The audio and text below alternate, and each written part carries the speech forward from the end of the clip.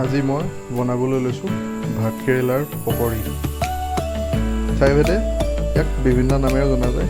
বেংগলত কয় কাকৰোল পুৰ, অসমীয়াত কয় ভাতকেৰেলা পুৰ, মই কৈছোঁ ভাতকেৰেলাৰ পকৰি। বস্তুবিলাক সকলো ৰেডি কৰি ল'লোঁ। এই ভাতকেৰেলা বইল কৰি দুফাল দুফালকৈ কাটি ল'লোঁ। এইফালে বেচন ভালদৰে গুলি ল'লোঁ। এইটো মছলা, তাৰপৰা ইয়াত পিঁয়াজ আৰু নহৰু আদা পেষ্ট। আহক বনাওঁ।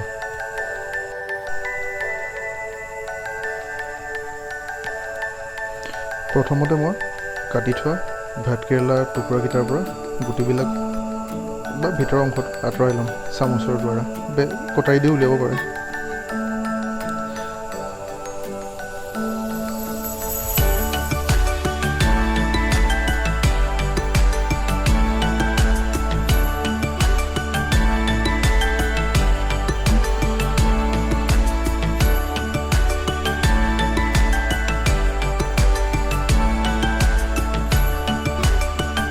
ভাতকেৰেলাবিলাক 5 মিনিট সময় বইল কৰি লৈছিলোঁ, দুফাল দুফাল কৰি, যাতে গুটিবিলাক উলিয়াবলৈ সহজ হয়। আৰু ৰেচিপিটো বনাবলৈ এনেও বইল কৰি ল'বই লাগিব।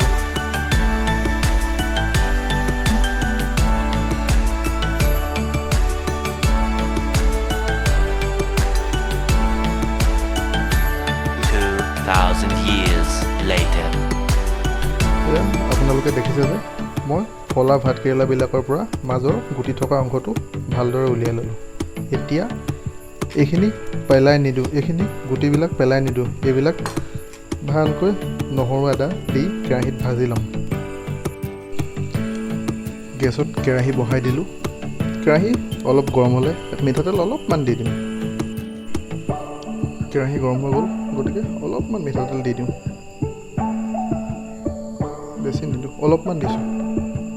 এতিয়া তেল ভালদৰে গৰম হ'লে নহৰু আদা পিঁয়াজ তাৰপৰা মছলা দি ভাতকেৰেলা ভিতৰৰ অংশটো আৰু 3-4 ডোখৰমান আলু দি ভাজিম মিক্স কৰি ভালকৈ। কেৰাহী ভালদৰে গৰম হৈ গ'ল। ইয়াত মই পিঁয়াজ নহৰু আদা পেষ্ট দি দিম।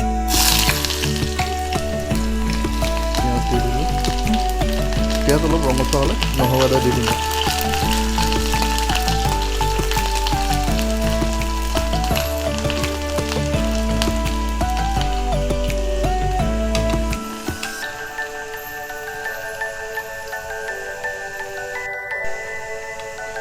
পিঁয়াজ ভালদৰে ভাজা হৈ গ'ল, গতিকে ইয়াত মই নহৰু আদা পেষ্ট অকণমান দি দিম।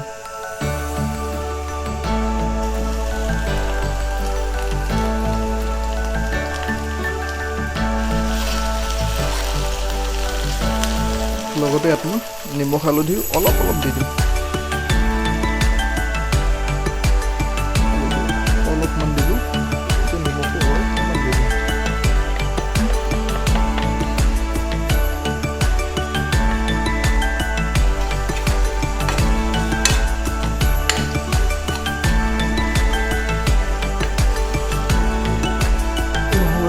ভাজা হৈ গ'ল, গতিকে ইয়াত মই মিক্স কৰি থোৱা মছলা দি দিম।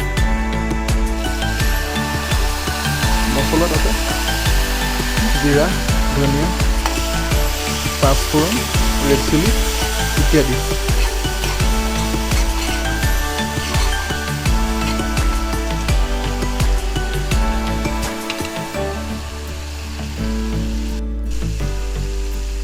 পিঁয়াজ নহৰু আদা মছলা ইতিমধ্যে হৈ গৈছে। ইয়াত মই এতিয়া ভাতকেৰেলাৰ ভিতৰৰ অংশটো আৰু লগত আলু অলপমান দি দিছোঁ।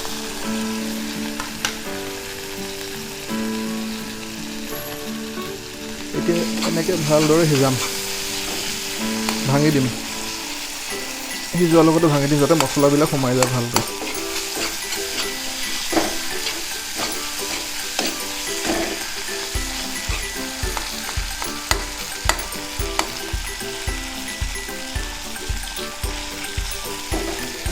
এতিয়া ভাঙি নিদি পিছত মিক্সিত দি দিলেও হৈ যাব, কিন্তু এনেকৈ ভাঙি দিলে তেলটো ভালদৰে সোমাব।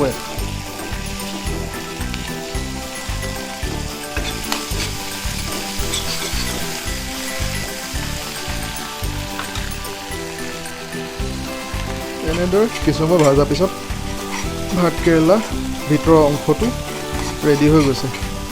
এতিয়া নমাই ল'ম।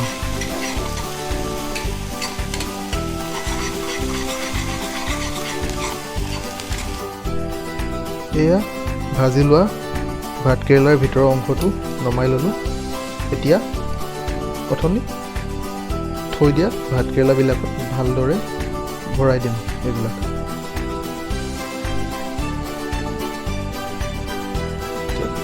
এনেদৰে অলপ অলপ ইয়াত ভাতকেৰেলা গুটি ভজাবিলাক দি দিম।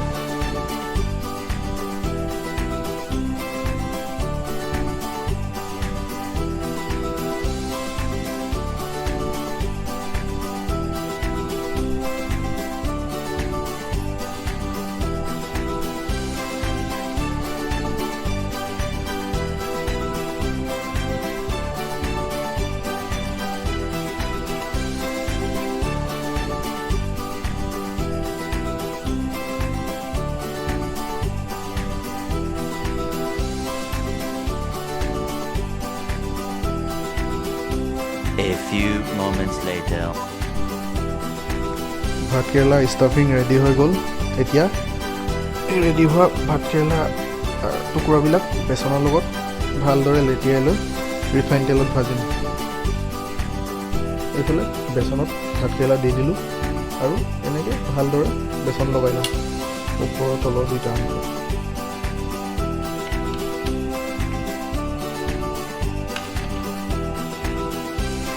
কেৰাহী গৰম হৈ গ'ল, গতিকে ৰিফাইন তেল দি দিম। তেল ভালদৰে গৰম হৈ গ'ল। এতিয়া বেচন লগাই থোৱা ভাতকেৰেলা টুকুৰাবিলাক ইয়াত দি দিম।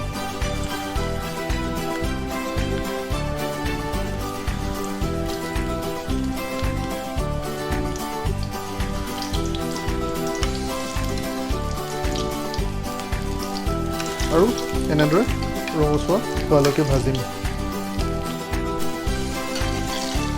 মাজে মাজে লৰাই দিব যাতে লাগি নধৰে।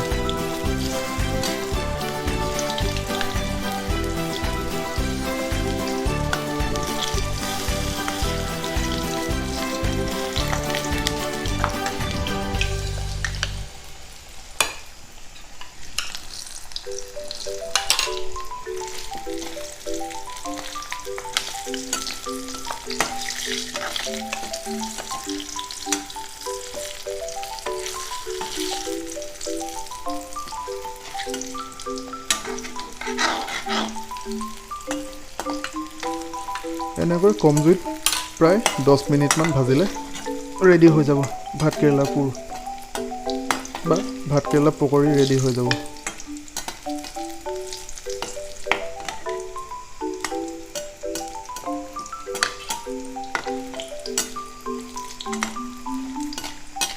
Three weeks later, many months later, 6.5 hours later, one eternity.